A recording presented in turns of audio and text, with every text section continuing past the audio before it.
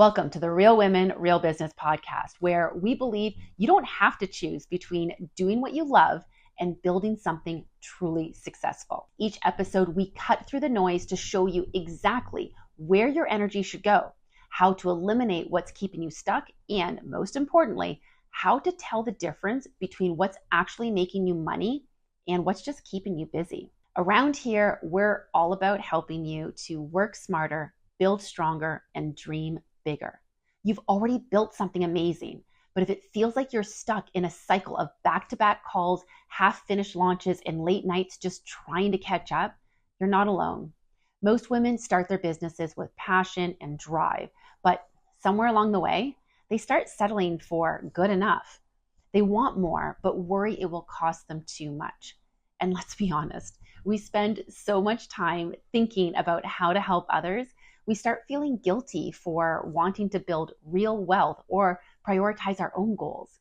That's exactly why I created the Real Women, Real Business Mastery Program to help ambitious women like you stop settling for just enough and start building a business that's truly aligned, where passion, profits, and progress work together, because making more doesn't mean sacrificing more. It means building smarter with the right support and the right strategies. If you're ready for sustainable success in a business you actually love running, book your free coaching assessment at aboutshaunalynn.com/coach me.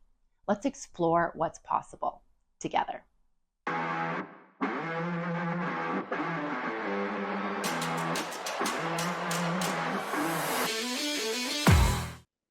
Hello and welcome to the Real Women, Real Business podcast. I am your host, Shauna Lynn Simon, and today's guest is Amanda Kaufman, and she is the founder of the Coaches Plaza, host of the Amanda Kaufman Show. Amanda has generated over $2 million in revenue through her coaching and her courses, but what makes her story really so valuable is her willingness to share the real journey, which includes the challenges that even successful entrepreneurs face. So with over 18 years of business consulting experience, Amanda has made the leap from corporate to coaching, building her business from just eight names, and quitting her job in 4 months. She's incredibly passionate about helping coaches to build authentic and profitable businesses without the social media overwhelm that so many of us struggle with. So I cannot say how excited I am to have you on the show, Amanda. Thank you so much for joining us. I'm so excited to be here. So we had some off-camera conversations, and we could not be more aligned in some of our thought processes and some of our journeys, for that matter, because there are so many similarities, I think, to the entrepreneurial journey, but not everyone always talks about them. So let's start off with, okay, you built a successful coaching business from 8 names. Let's talk about this for a moment. Can you share what this journey looked like for you? You have 8 names on a list. Are these friends and family? Are they 8 actual people who signed up for a newsletter? Where did you get these 8 names from, and how did you turn that into this thriving business in 4 months? Yeah, it was a crazy time. So I would say that if you want to achieve big goals, you need to have big necessity. You need to be really tapped into why it matters to move now. And every business that I can think of that is actually successful and real, usually the entrepreneur started with the contacts that they already had. And so for me, the 8 names were after scrolling through the LinkedIn, scrolling through the Facebook, scrolling through the contacts. And these were the 8 names of people that were not friends and family that I felt that I could be vulnerable enough to share. I want to be a coach full time, because at that time, I had 10 years of experience in a corporate consulting position. So I made it, and then I made it and I made it. I was making, frankly, a lot of money, and I had really good benefits, and it was a good situation. It was pretty awesome. Right. And people kind of knew that I coached, but it was always oh, that's a nice side thing that she does. Sure. So when it came to being an entrepreneur and risking entrepreneurship and risking being in business for myself, a lot of people in my life were are you okay? Did you bump your head? Are you crazy? What's going on here? And so those 8 names were actually people that I felt safe reaching out to and saying, so I'd like to give you a complimentary coaching session. And also, by the way, I think I'm going to build a whole business around this, and like that's where I started with the 8. And funnily enough, the only reason why I found those 8 is because I was doing a coaching certification that at the time said you have to have 10 complimentary sessions with not family. And I was like, oh no. So 90 minutes of combing through my Rolodex to come up with 8 safe people. Right. And for building a coaching business, that is a very standard practice. But there might be people listening to this who are building a non-coaching business who are like, I can't just give away my services for free. But I like what you're talking about, though, in terms of direct outreach. So maybe you can't give it away for free, but who can you reach out to and explain that, you're starting this business and you want to show them what you can do in some way, or maybe they can connect you to people that can help you. One of the things that I have found on direct outreach that works really well, and actually is not intended necessarily to be a sales ploy, but I mean, it is, don't get me wrong, but I'll reach out to people that I think might know the people that I want to work with and say like, hey, do you know someone who might fit this bill? And that has been incredibly successful for me, because when you can describe a certain person, a lot of times they're like, yeah, I do know someone. And sometimes it's even them as well. So you just never know, but it feels a little less salesy when you're not saying, I want to sell to you, but or I don't want to sell to you. I'm not trying to sell to you, but do you know someone who might be interested in this that I could help? And the thing is, like, we're offering a service that's going to help people. So I don't know why we always feel so icky around selling the term thing. That's facts. And I mean, for me, those first 8 were so important because, I would argue if you're really actually starting from scratch, you probably should get comfortable with a certain amount of giving it away. Not because you're devaluing yourself, but because you need to build some reputation with what you do. So if you can give people a chance to experience or sample, or at least like get a demonstration of what it is you would do if you were getting paid, I think that that's like pretty universal for especially services-based businesses. I know sometimes we're doing things with products, but even then, getting those early customers and saying like, I'll let you have it at cost. If they won't get it at cost, then I mean, like, what are you even doing? But yeah, I agree. I think there's so much stigma and fear around selling, and the truth is that you're selling something, all the time. So you could be selling that you're meek. You could be selling that you don't believe in what you're doing. You could be selling, like you don't realize until you really start getting deep into selling and getting experience with it. We're selling something all the time. Absolutely. And it's funny that you mentioned that too, because I think that people also confuse sales with marketing and visibility and engagement and likes and followers and all these things. Sales is what puts money in your pocket. And and then the second part of that is that a profitable sale? So as you were saying, like if you're giving away your products at cost, you're not making money on it. What are you making? You're building reputation. You're potentially getting a solid testimonial from someone. You're getting reviews. You're getting exposure. Like there are things, and don't get me wrong, you can't pay your bills with exposure. We talk about this all the time, but there is definitely some value to being able to get that product out there. But if your entire marketing strategy or your promotion strategy is to just give away everything for free and not actually make any sales, well, you're operating in a deficit now. So this is the other thing, like we mentioned that you've generated over $2 million in revenue. Well, that's a top line number, but that only matters, of course, if your bottom line number is, well, for starters, lower than $2 million, like your expenses are lower than $2 million and your bottom line number is a positive number. Yes, that's what, yeah. So the challenge is, I think we often get so caught up in the revenues. And, I've told this story before on this podcast, I believe, but I worked at a company where I worked as a cost analyst. So I actually have a math background. I have a Bachelor of Mathematics degree, worked as an analyst for several years. And so I was working for this company as their cost analyst, and my responsibility was to quote, especially the large projects. And so we had this client that wanted to buy, let's call it 1 million widgets that they wanted to buy. And I priced these widgets out, and they were going to cost us, I think, like 74 cents to produce. And the client only wanted to pay like 66 cents. And so my boss is like, well, we have to match that number. I'm like, okay, but that's less than what it costs us to produce it. Like, I don't understand how we're going to do that. And he's like, well, it's cash flow. Sure.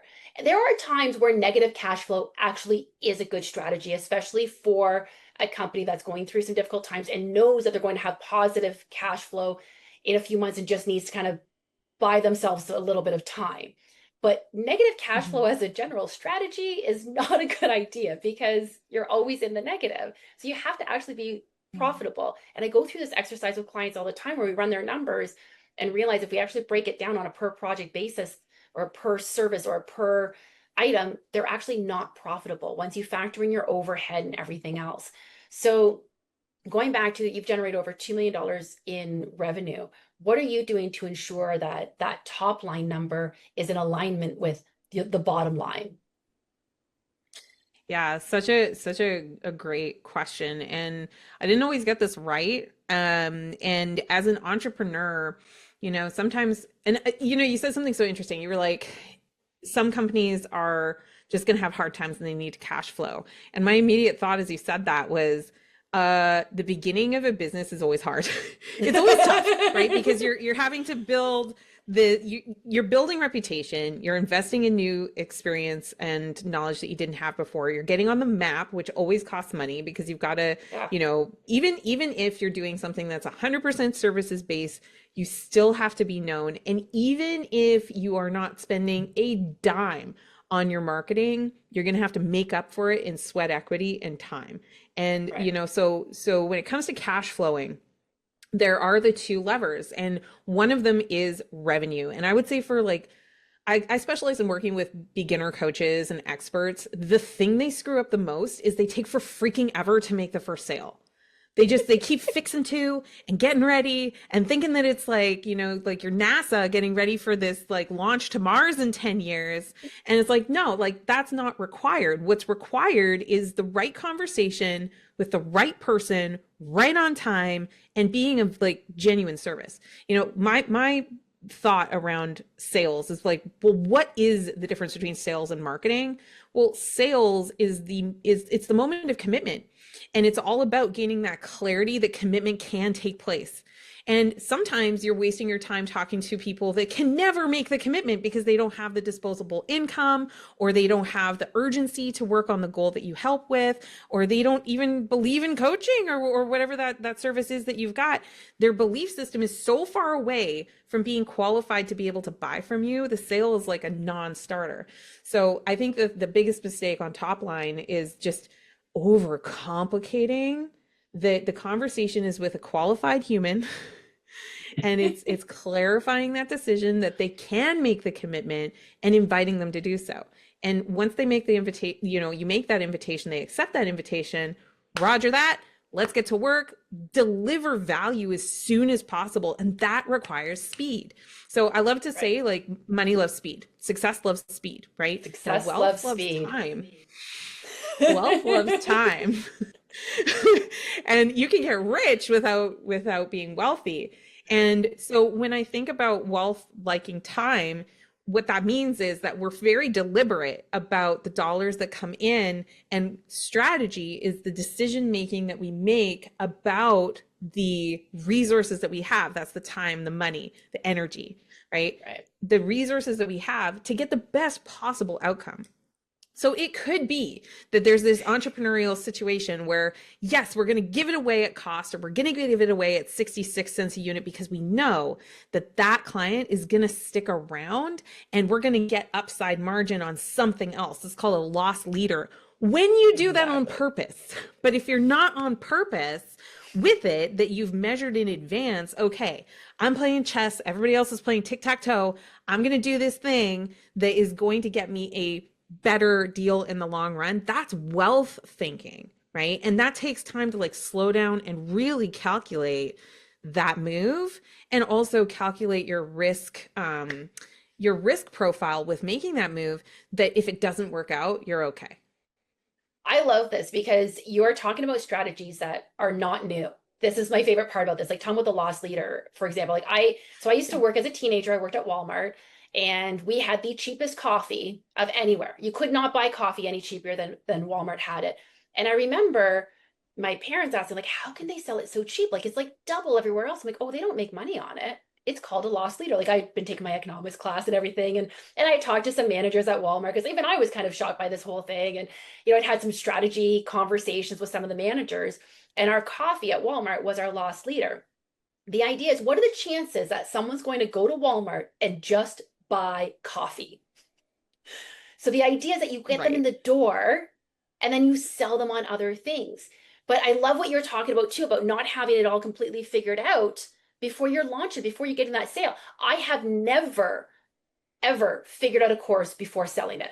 Every course I've done, every program I've done, I have sold it before I had it completely figured out. Sure, you want some general parameters figured out, obviously, but work with those initial people that you get in there to refine it instead of worrying about trying to perfect it. You can't perfect it without an actual client, without an actual sale. You need those in order to continue to refine things.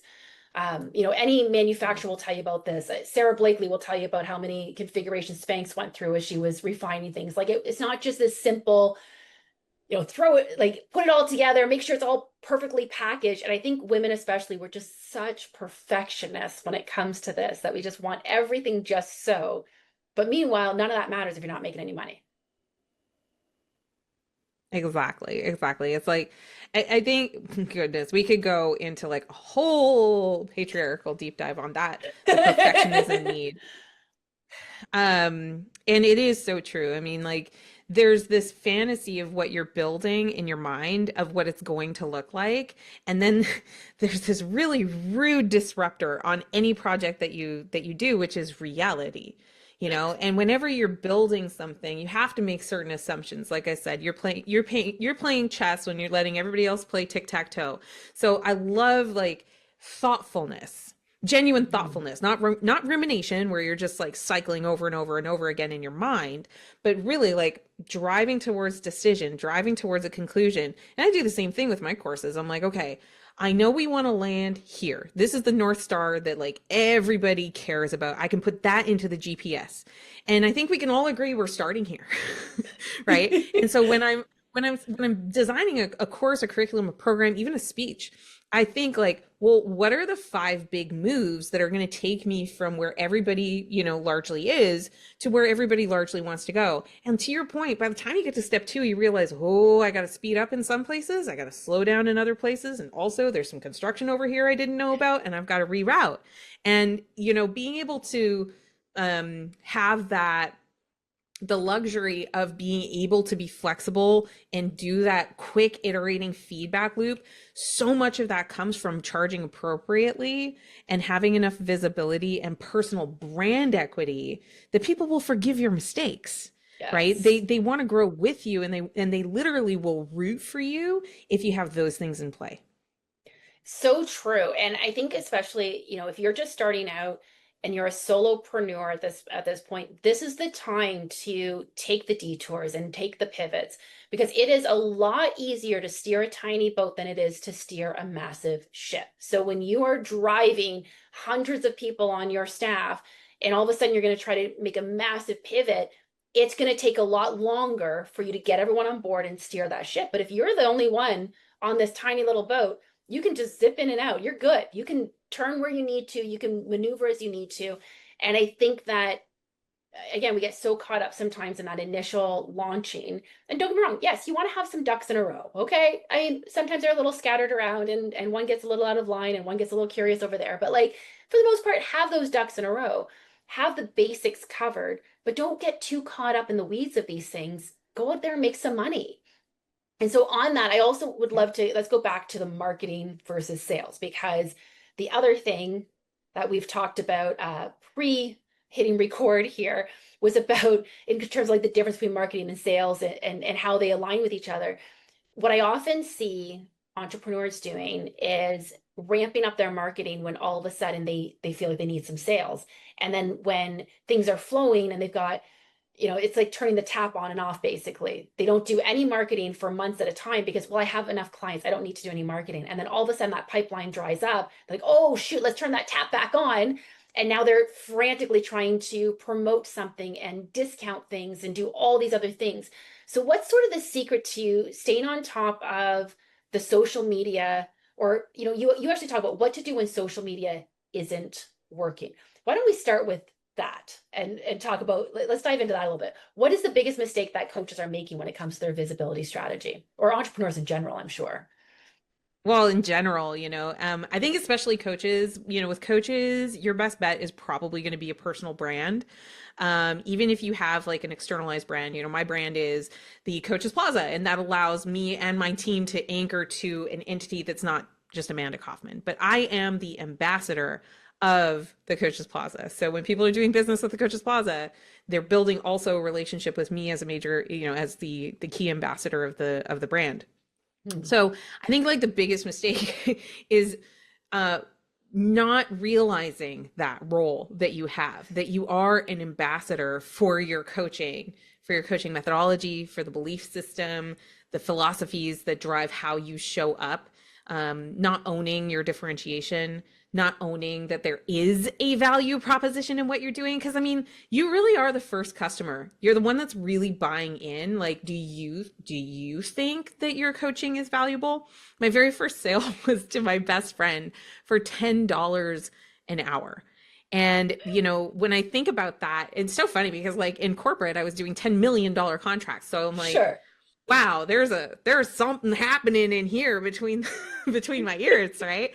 And I think what was happening was I just had so much doubt that others would perceive of the value of what I did that I couldn't bring myself at the time to like utter the words that I want you to pay me more. And so I think you have to, first of all, be sold yourself that working with you is an excellent idea, that working with you is a safe and smart investment, that working with you sooner is always better than later. Like, you have to be sold in your own psychology on those things, because if you're not, it's just going to show up everywhere. It's going to show up every time you go to do a podcast interview, every time you stand in a networking event, every time that you post. And people don't realize that like your courage is what you have to activate. It's not your confidence, because frankly, when you're starting, you have no confidence, right? You don't have any because you don't have any experience. You're like, I don't know, like it could go one way or another way.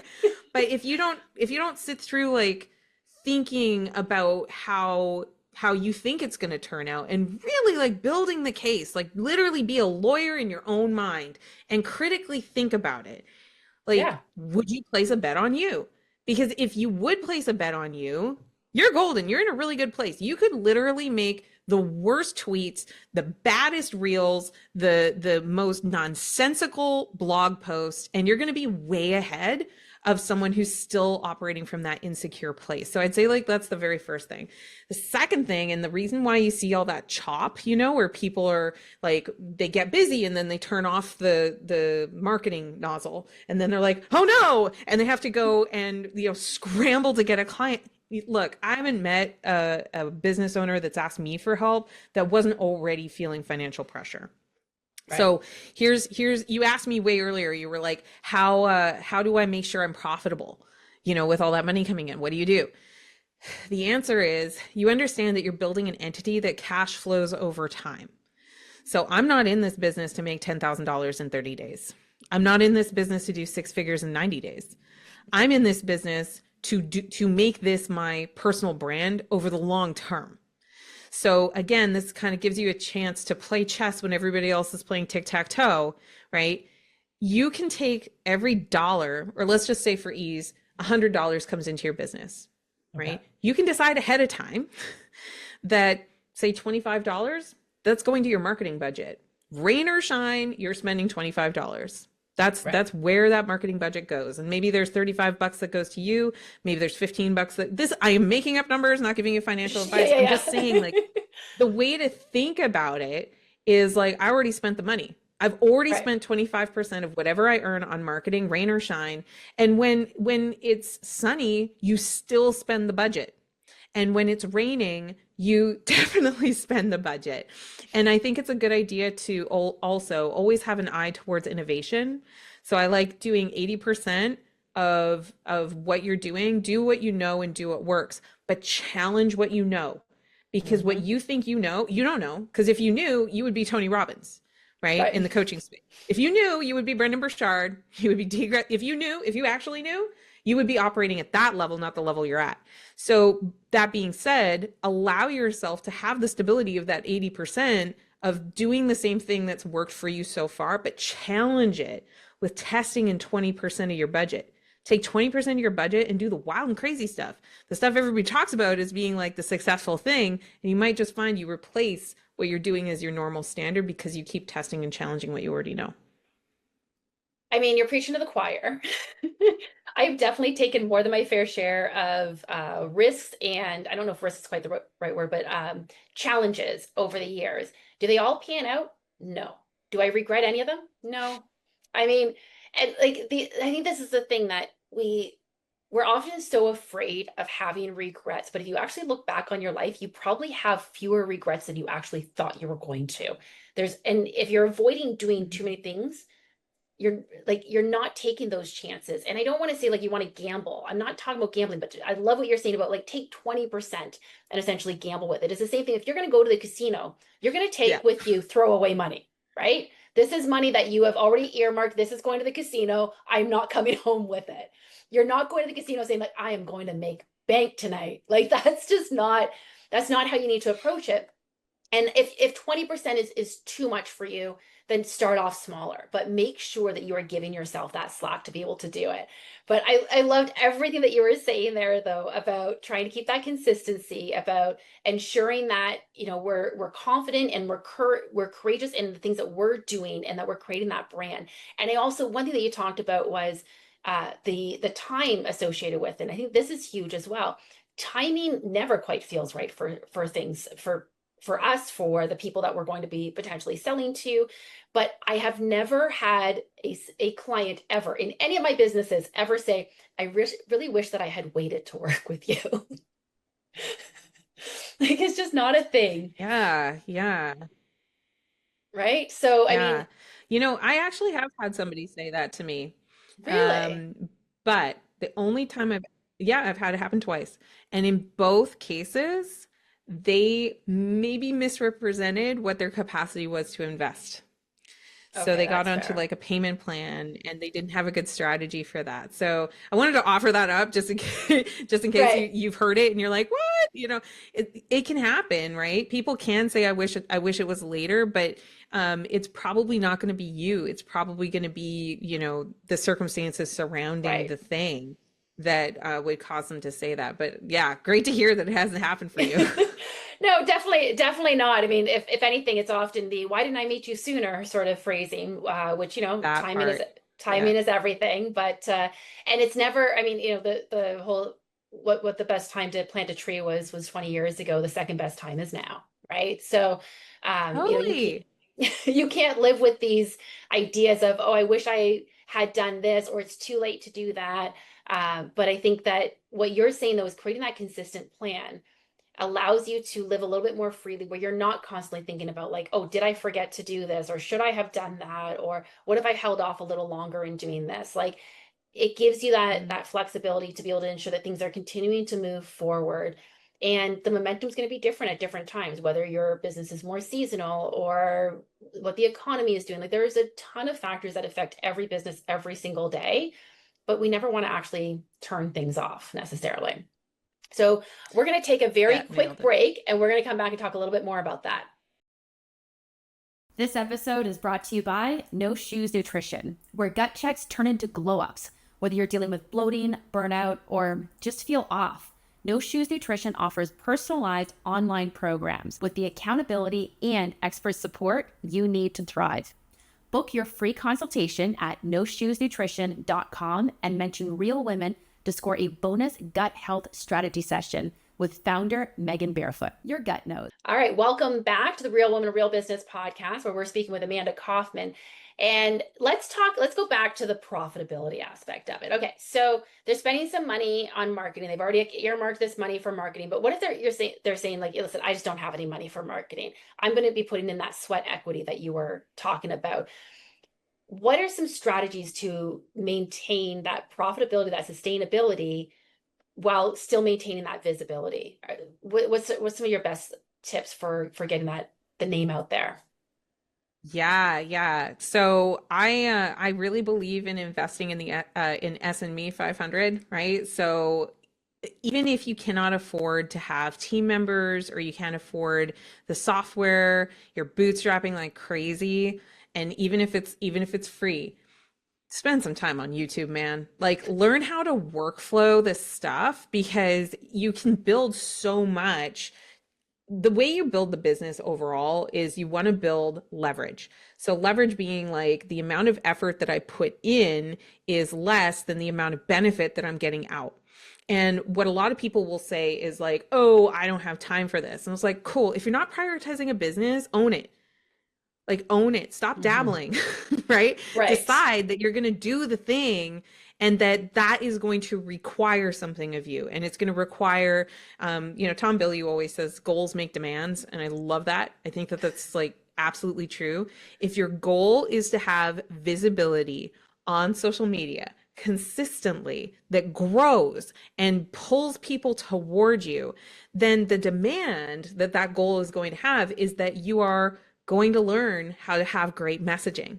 Right. You're going to learn how to build clear messaging. You're going to learn how to change what you've been doing to work better than what you were doing before to work better. Like that's the demand the goal is going to have of you. So I think something that I'm including here in this show is we have a brand new free assessment on like, is my coaching message clear?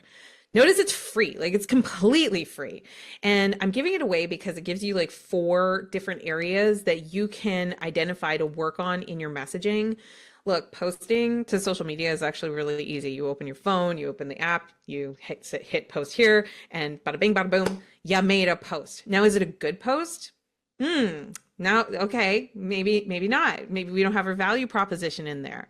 Maybe we're not speaking to the pain points and the desires of our client. Maybe it's unclear how we actually help and there's no expert positioning. So, there's these opportunities that we have beyond the actual posting. And I would say the other thing, you asked me about what's the number one mistake? Just failing to workflow it. So I think a lot of people expect that because they have an addictive behavior with social media as a consumer, meaning like you're checking your phone all the time, they think they can just do that and market their business. It's like, no, no, no.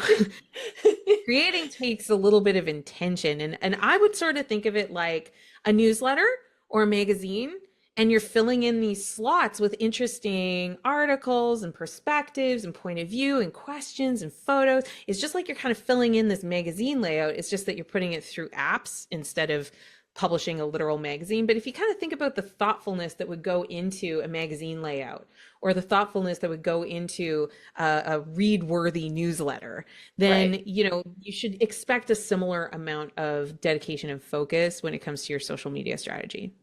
Well, and even just thinking about what is it that captures your attention when you're on social media, because Totally. there are plenty of posts and reels that you are just scrolling by and not giving any interest to, and there are ones that are stopping you, and those are ones that you find interesting. Maybe they're teaching you something. Maybe they're exploring a point of view that you hadn't considered before. They're in some way they've captured your attention. So what is it that's captured your attention? Now, of course, you may not be your actual ideal client. So that's to be taken into consideration. But if you were your ideal client, like you want them basically putting up their hand and saying, "Oh my gosh, it's like they know me. They're speaking right to me," Mhm. and then creating your messaging. So I love that you've got that scorecard assessment that they can get. So we'll make sure that we have the link to that in the show notes for anyone who wants to check it out.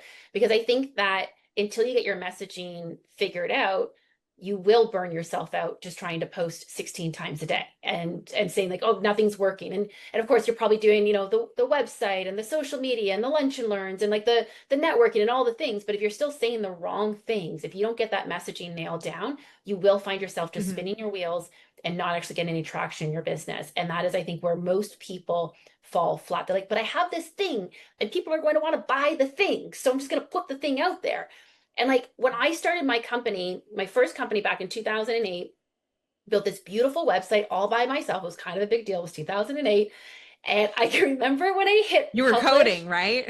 I mean, honestly, there was a little bit of coding going on. I do have a bit of a computer science background. So yeah, like you needed to know at least a little bit of HTML. It was in a website builder, but like a very early website builder. So it still required a little bit of tech savviness. And like, I thought it looked pretty darn good. I looked at other websites. I'm like, yeah, look, I'm looking great here. And I had so many people, actually, I will say, that often were commenting on how great it looked once they actually found me. But the catch was that when I went to publish this website, I hit publish and I was like, I was just gonna looked at the phone like it was gonna start ringing. Like, ta-da! I'm here. I did the same thing. Same thing. I got the certification. I'm like, great. I'm going to put my shingle on the internet with my website. And the end, I'm going to be a millionaire. And it's like, oh, baby, you know, like there's some prerequisite things that must take place. But, you know, I think that what's missing for most people is education, honestly. Yeah. It's just like taking the time to do the education, you know, because a lot of times people will finally like work up the courage to post. And they may even work up the discipline to be able to post frequently, to your point. But what they're missing is a feedback loop. They're not paying attention to like, well, which content is resonating more or less, which content is bringing me my ideal client versus just noise, you know. And I think there's a lot of focus right now on virality and trying to, you know, to go viral, which is, you know, increasingly harder and harder to do. But also not necessary, you know, like you can do it though. Like if you want to, like you can also sign up for an Ironman, no judgment, but you don't have to do that to get into shape. Right. You know? Yes, exactly. And talk about the virality. I feel like I've had this conversation so frequently lately because I have had some videos that have gone what I would call micro viral, as in like they're not hitting 7 figures, but they're definitely far outperforming my other reels or posts or whatever. There is zero value to those ones for me. The ones that are really valuable is where I get 3 really good comments where this really landed for 3 specific people. I don't need hundreds or thousands of people to see my post. I just need the right people to see it. So to me, going back to vanity metrics we were talking about earlier, like your revenue is your vanity metric, your profitability is reality. When it comes to social media, it's easy for us to take a look at how many followers does this person have. And I'll admit, as someone who hosts a podcast, I get a lot of podcast applications, as I'm sure you do as well, of people coming in and saying, I have 100,000 followers and I want to be a guest on your podcast. And I start looking down their Instagram account. I'm like, okay, you've got 100,000 followers. Your last 6 posts got like 3 likes on them. So are those real followers? Are they really your ideal client? Like they might be real followers, but are they really your ideal client? So for example, I had a video that went somewhat, again, micro viral on TikTok. What's great about that is that now if you visit my TikTok account, I've got thousands of followers. It looks great. None of them are my clients.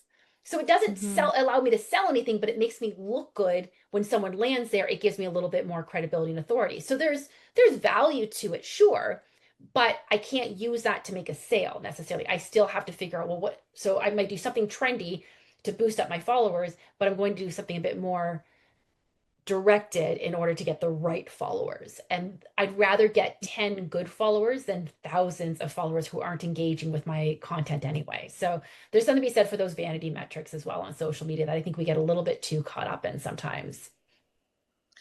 Totally. And you know, we could do a whole episode on vanity metrics because tell me more. No, and here's the thing, I have a little bit of a contrarian take because like there's a lot of people that are like, oh, you know, it's vanity metrics. The thing is that people do judge you by them, right? So they do judge you by your presence. Like, are you present?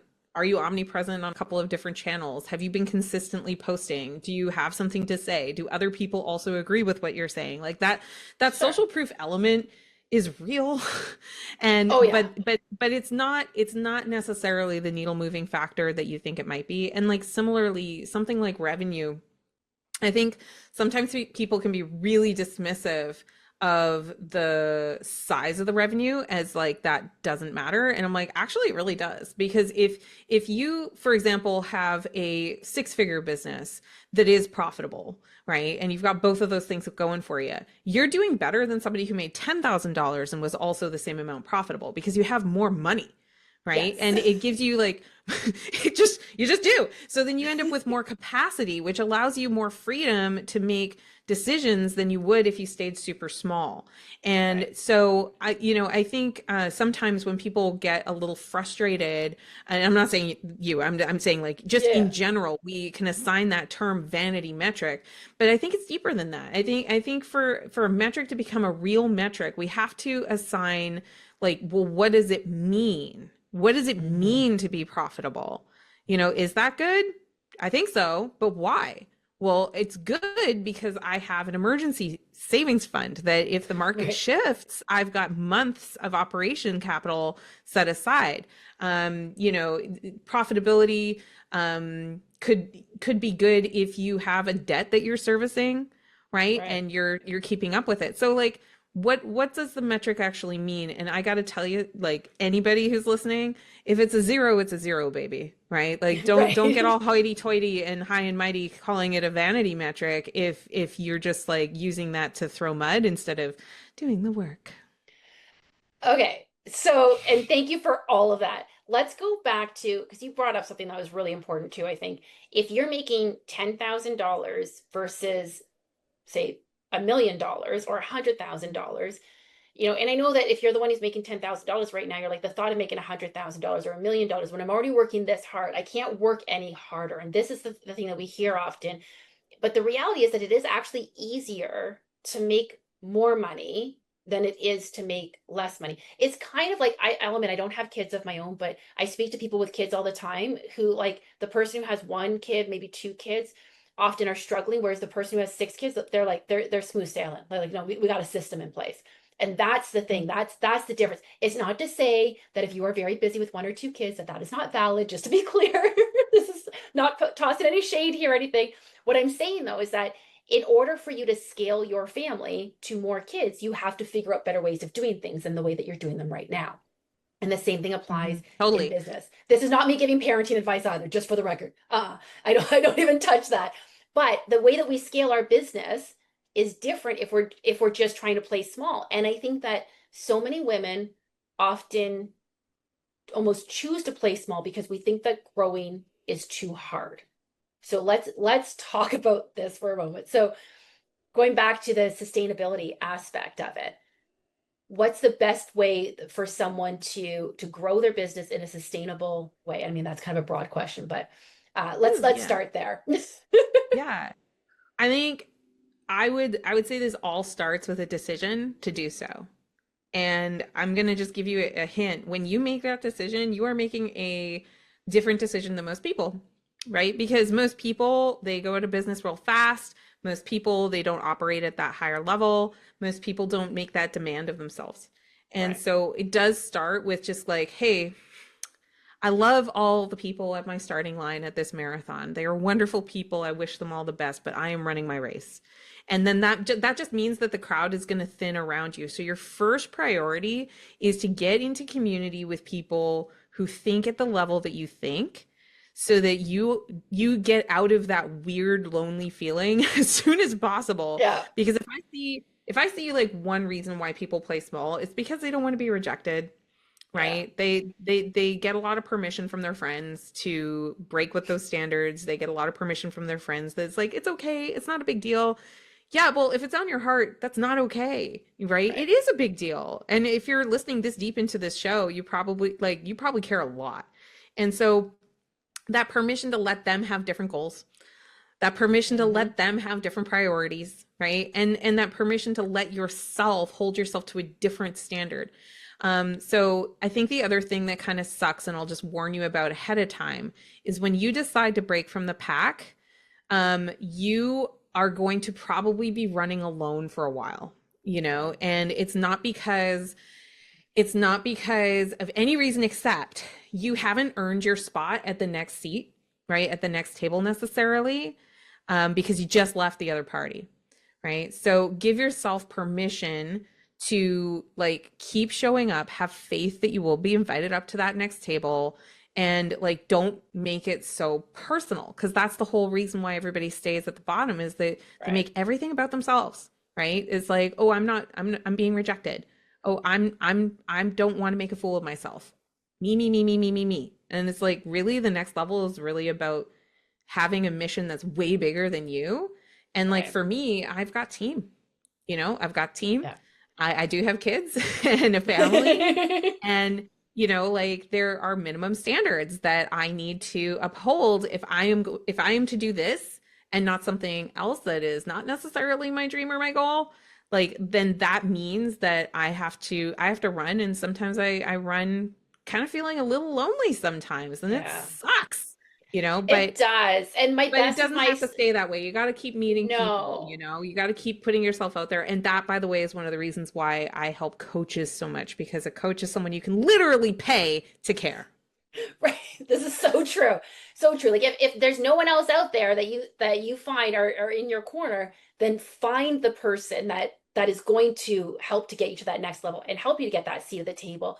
But when you leave that behind, when you leave that old party behind, when you leave those runners at the starting line, you're open now to being able to receive what's coming next. And while you're waiting for those gaps to fill in, you can fill yourself or fill your circle with things like this: podcasts, books. I mean, it is, anytime I work with my clients, they're often amazed at how quickly I can rattle off like 6 different books that might help them with a particular situation that they're dealing with.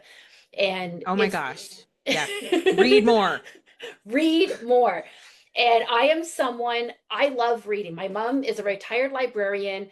I was that kid in a corner with her nose in a book all the time. And when I started my business, I will admit it was challenging for me. I'm like, I just don't feel like I have time to just read for leisure or just read for even for learning things, because I was just filling my head with so many things, or not so much filling my head, filling my eyes were on so many things in a day. So I switched to audiobooks long before it was cool. I think before Audible even existed, I switched to audiobooks.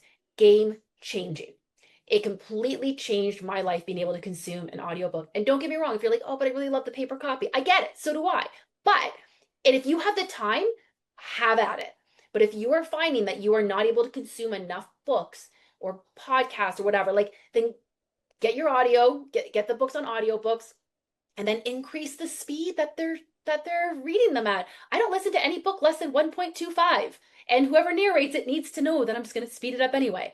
But there are ways to consume knowledge quicker. Sure, I'm going to go back and reread some of those books or re-listen to some of those books. But the idea is that I am gathering knowledge even for topics that I don't think I need to know anything about, because you just Totally. never know where you're going to get that next juicy little bit of information. So, I mean, keep Yeah. putting yourself out there, keep surrounding yourself with other people at that higher level. They're gonna have tips and tricks and things that you've never heard of. Like if someone is saying a term that you've never heard of, go look it up and figure out what you need to know all about what that term is. Like when I talk about a pipeline, a lot of my clients are creative entrepreneurs. I'm like, yeah, so we want to fill up your pipeline. My what now?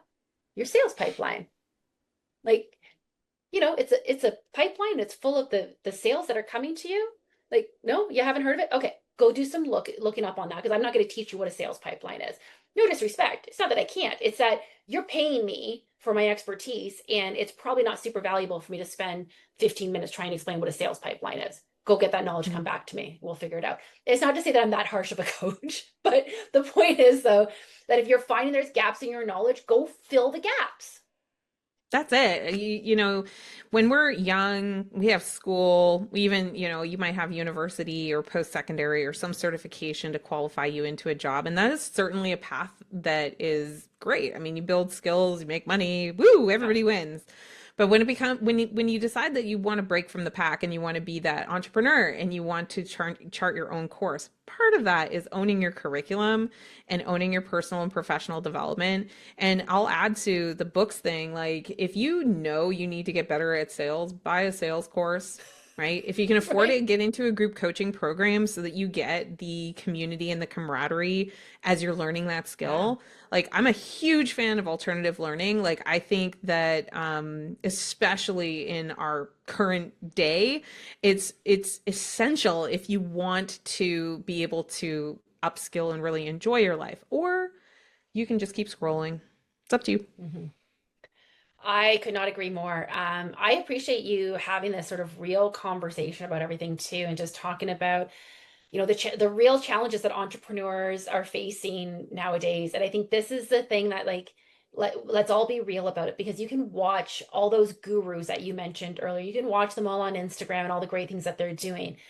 First of all, it's not all rainbows and butterflies. They are still having difficult days. It just might look a little different than what your difficult days look like. So don't be fooled by all the jets and big events and everything else and all the excitement that they're showing you.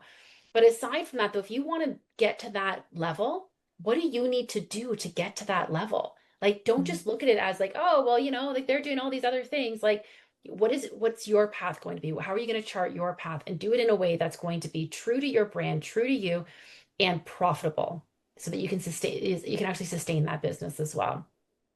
So with that, if we covered a lot of different ground here, from cash flow and profitability to marketing tactics and sustainability and wellness and all the things in between, confidence, courage, consuming knowledge, and alternative learning. I mean, we've kind of ran the gamut today. If listeners were to take one thing away from today's show, what would you like that to be for them? One action to take, or one just cool bit of knowledge for them to take on with them in the day? Yeah. Do what matters. You're the only person that gets to decide what your value system is. You are the one that is literally the closest to your life, your opportunities, your vision, and you're the one with your capabilities, your network, your resources, all the things.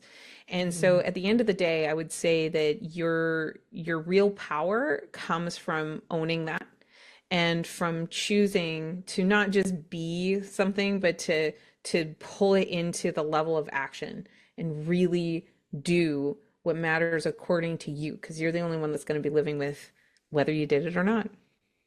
So well said. I appreciate that. So just a reminder that for anyone who's interested in getting Amanda's coaching message assessment and scorecard, we're going to have the link for that in the show notes for you as well. But it's score.thecoachesplaza.com. And all the resources, of course, that we mentioned are always posted in our show notes for you. Amanda, thank you so much for joining me today. I loved this whole conversation. I know that our listeners are going to get a lot out of this as well. Thank you. Well, thank you so much for having me. I really appreciate it. And if you're listening to this episode and you're loving what we're saying, you're jiving with all of it, don't forget to subscribe to us on your favorite podcast platform. Leave us a review wherever you get your podcast. And as always, the best way to really not only show your support for us, but for your fellow community, is to share this episode with someone that you know can really benefit from it. Until next time, keep thriving.